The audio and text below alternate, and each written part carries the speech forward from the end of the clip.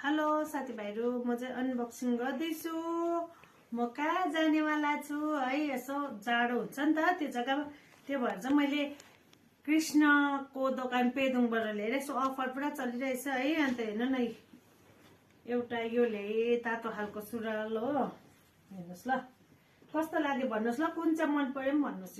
यो ल्याएँ हो, यस्तो तातो छ, भित्र यस्तो भएको छ हो। एउटा यो भयो हो, एउटा यो भयो, साडीमा लाउनु पर्छ नि त त्यहाँ गएर।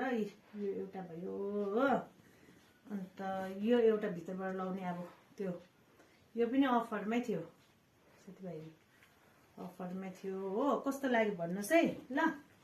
एकछिन है, अझै छ है, यो पनि सुरुवालै हो, हेर्नुहोस् त, यो पनि तातो खालको सुरुवालै हो।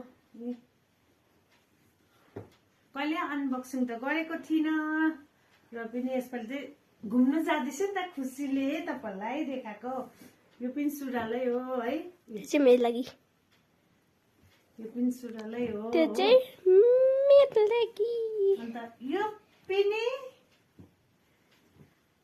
यस्तो कसको लागि हो, यो मेरो लागि। अन्त यो चाहिँ मेरो देवरको छोरीको बर्थडे छ है, 8 तारिक, त्यो भएर उसलाई यो चाहिँ अब नानीहरूलाई 2 वर्ष पुग्नेलाई हो, त्यो भएर यो पनि अफरमै छ है साथीहरू। सबैजना तपाईँहरू चाहिँ पेदुङ बजार आउनुभयो भने चाहिँ कृष्णको दोकानमा जानुहोस् ल, राम्रो राम्रो अफर छ है, एकदम राम्रो क्वालिटीको हो नि त योहरू, त्यो भएर अफरमा छ।